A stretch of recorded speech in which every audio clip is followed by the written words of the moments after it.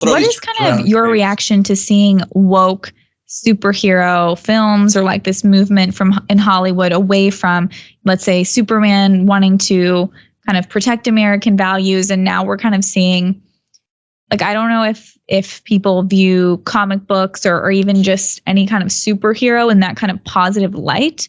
And I guess we saw like the Batgirl got canceled. I think it was maybe too woke.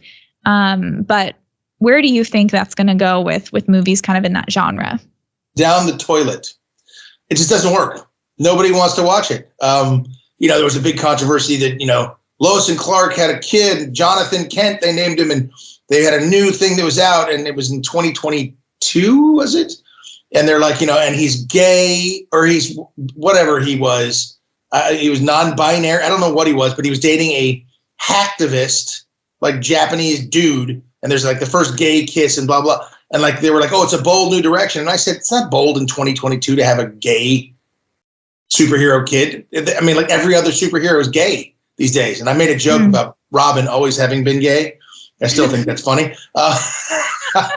It was a joke. Right. But the thing is that comic got canceled. You look at, excuse me, you look at the like you were talking about, Batgirl, that was canceled. So if people aren't going to watch it, then it's not going to do well. Because at the end of the day, this is show business, and they have to there's a bottom line. You need to make money. Things like ESG and diversity, inclusion, and whatever. I go backward. See, I say, what is it? Diversity, equity, inclusion. I say diversity, inclusion, equity. I just switch the letters because then it spells out die, because I think that's what it should do. It should die. That's stupid. It's stupid. It's the exact opposite of what Martin Luther King talked about. Everybody's talking about see color first. See this. You're a victim. It's classist. It's racist. It's all baloney. Work hard. Do your job. And nobody cares what religion you are. Nobody cares what color you are. Nobody cares what sex you are, or if you're gay, if you're binary, non-binary, whatever it is. Nobody cares. Let's not identify ourselves with those things first. Let's talk about, are you a good worker? Do you know what you're talking about? Are you a professional? That's the stuff. It's a meritocracy, and that's what America should be. I'm on my soapbox here today, but what the heck? No. How has Hollywood and how have some of your friends responded to you kind of voicing more of your political views that might not align with those of Hollywood's? Well, first thing I forgot to mention also was, like, look at Top Gun 2. That was pro-America, way to go, and it brought back the box office after COVID and everything like that. And so and they talk about James Gunn and the new Superman going to say truth, justice, and the American way and his Kansas roots. That stuff to me is the pendulum coming right back, and I hope it continues to do that. As far as my friends go and everything here, I mean, I don't think my core values or anything has changed ever since I was a kid. I mean, yeah, I've changed. I've grown as an individual and all that stuff. But I think those tenets I talked about the American way, those are always have been ingrained in me just naturally. It's what I grew up believing and thinking, and part of that is kindness and helping others, and that's all a big part of it. So my friends, I don't think anybody's surprised. When I played Superman, some guys would make jokes like, "Of course you're playing Superman." That was very nice and it's fun. My brother thought it was the most hysterical thing. And when your own brother's like, "Of course you're playing Superman," that's a pretty good litmus test right there. Yeah. But as far as being political, like Sean Penn, I can't stand Sean's politics, but I love Sean. Like if I saw Sean right now, I'm hugging him because we're family. We grew up together. His brother Chris and I were a year apart. We're on lots of sports teams together. I don't care if your politics don't align with mine. I'm not going to demonize you, and I'm not going to hate you. When I see things like how to talk to your MAGA friends or MAGA family at Thanksgiving, I'm like, you people are out of your mind. You're trying to divide people, and it is divisive, and it's awful, and I disagree with it wholeheartedly. Within my family, we've got all sorts of folks, and so we have the conversations, and I love to engage. That's it. So what I usually get is I get people in Hollywood will have an opinion of me that I go, okay, here he is. He's going to be this super conservative.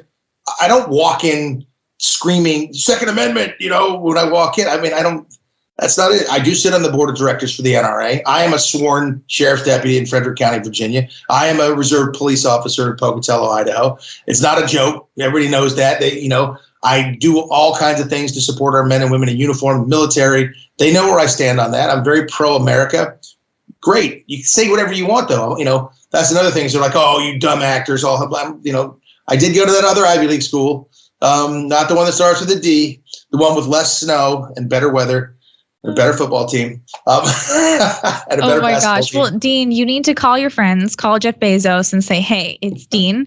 And I need you to change this this wokeness. Let's take things this way. Maybe you can convince him through some friendly conversation. I'd love to sit down and talk to Jeff. I mean, here's a guy who is, I'm a capitalist. I'm all about capitalism. There is no form of economic form ever in the history of mankind that has lifted so many people out of poverty. And people think it's a zero-sum game.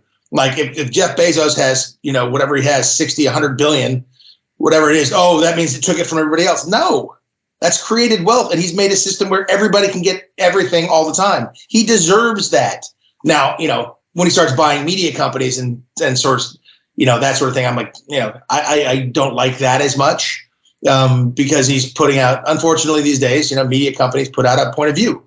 And I wish they really just did report the news. I'm somebody I got Bill Clinton back over there. I voted for Democrats before. I voted for Al Gore the first time he ran. Sorry. I don't like what he's done with his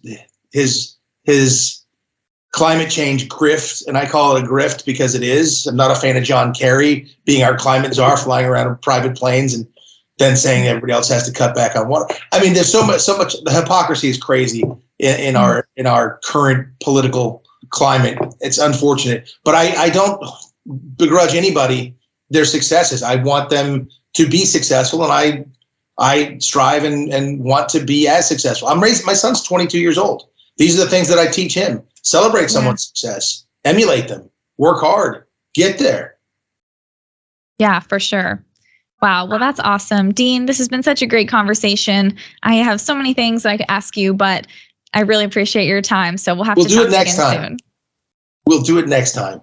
Yes. It's a pleasure. Thank you. Thanks.